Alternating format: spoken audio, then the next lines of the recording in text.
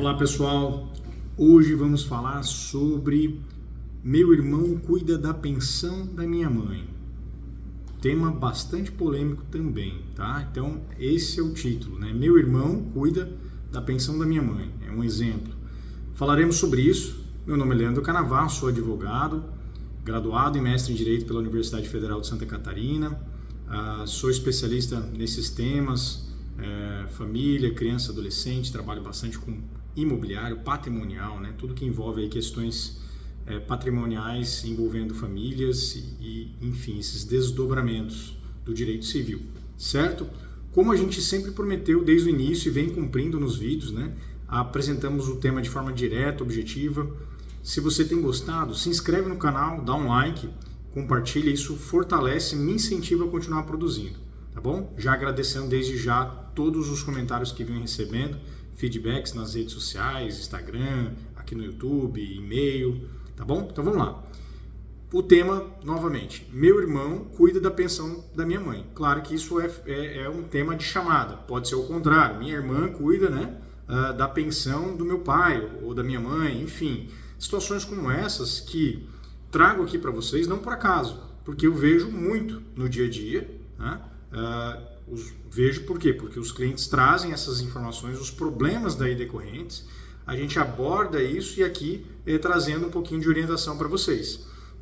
Então o que acontece? Esse é o típico caso onde a mãe ou o pai de uma determinada família, já idoso ou nem tão idoso assim, mas ele começa a receber a pensão ou o salário, enfim, de um desses dois, esses pais vão ficando idosos, vão ficando sem condições de gerenciar a própria vida. E aí, de repente, nesse núcleo familiar, um dos filhos desses idosos, ou nem tão idosos assim, às vezes é só por falta de habilidade na condução, na gestão financeira da família, um dos filhos assume a administração das finanças dessa pessoa, seja o pai ou a mãe, tá? Ou mesmo, já vi casos também que eram tios, né, padrinhos, enfim. O que fazer, né? Aí outros irmãos já me questionaram o que fazer com relação a isso. Porque, por vezes, quando envolve valores financeiros, há uma certa... busca-se uma transparência, né? Todas as partes interessadas querem saber qual é a destinação do dinheiro, né? Então, pegando um caso bem recente, é uma família onde existem 5 irmãos. Desses 5 irmãos, o pai já é falecido, deixou uma pensão para a mãe desses 5 irmãos, e é uma pensão bem significativa para os padrões brasileiros, né? Então, uma pensão de R$18 mil. Essa pensão vem sendo gerida, administrada por um desses filhos, que nunca prestou conta alguma aos demais. Ele nunca disse, olha, estamos gastando aqui tantos reais com tratamento médico ou com plano de saúde, estamos gastando tantos reais com moradia, tantos reais com alimentação, ou seja, ele nunca prestou contas desses valores. Ele nunca explicou aos demais irmãos o que está sendo feito com esses valores. Por sua vez, a senhora, desse exemplo que eu estou pegando, também já é de elevada idade e ela não tem condições de gerir ou ela não tem condições mais de organizar a sua própria vida de modo financeiro.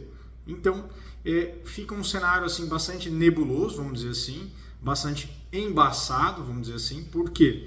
Porque os irmãos começam a desconfiar por não existir uma transparência. Então, o primeiro ponto é, se você está gerindo esse valor, mantenha uma transparência sobre isso, né? Preste conta sobre isso.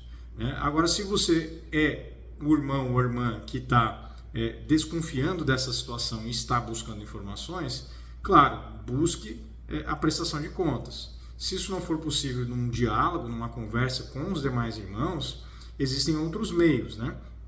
Mas aqui eu não vou dizer exatamente os meios, eu vou dizer o que é o direito, o que pode, o que não pode, né? Então, assim, claro que eu vou falar de forma simples aqui, de forma acessível para qualquer um entender, tá? Qualquer pessoa, não precisa ser só da área do direito. Pessoas que não são da área do direito também entenderão o que eu estou falando aqui. Então, assim, bom, primeira coisa, essa idosa, ela já, como eu falei, esse exemplo, ela não tem mais condições de gerir a própria vida.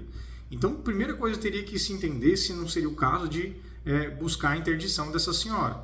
né, para que alguém figure como formalmente responsável por ela, que seria um curador. Tá? Hoje temos esse irmão cuidando, entre aspas, né, cuidando do dinheiro, não se sabe se está cuidando dela.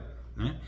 E aí a gente precisa, a primeira coisa seria isso, poderia sim entrar com pedido de interdição para que essa senhora, para que tivesse um responsável legal por essa senhora. Tá? E aí eu posso falar isso, a situação da curatela, num outro assunto, num outro vídeo. Tá? Depois eu falo sobre isso também. Se eu não falar recente, vocês me perguntem e eu vou comentando nos vídeos posteriores. Tá? Mas vamos lá. Então, assim, primeira coisa, né? Esse irmão cuida só do dinheiro? Ele cuida da senhora também? Né? Aí, para apimentar a situação, fiquei sabendo, né, que essa senhora, na verdade, ela está numa casa-lar, está numa residencial para idosos, ou numa casa de repouso, ou um abrigo para idosos, não importa o termo aqui, né? Dependendo da região do Brasil, você vai falar com um termo ou outro, mas enfim, uma casa que acolhe idosos, que recebe idosos para cuidar desses idosos, né? Seja pública ou privada, enfim. E aí, então temos um irmão que está gerindo esse dinheiro e temos essa mãe que está sob cuidados dessa instituição, né? Esse abrigo, esse residencial para idosos.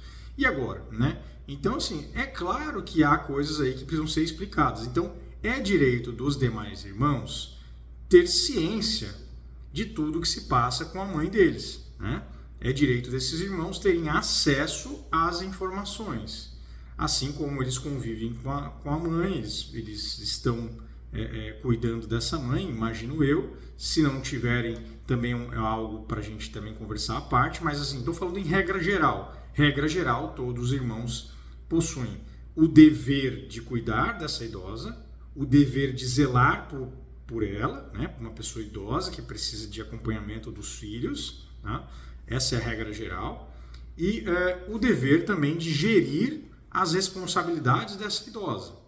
Geralmente começa informalmente, até o ponto que às vezes precisa formalizar isso por meio de interdição, né, onde vai ser nomeado um curador, ou seja, uma pessoa que juridicamente vai ser formalmente, juridicamente responsável por esse idoso, por essa pessoa, certo?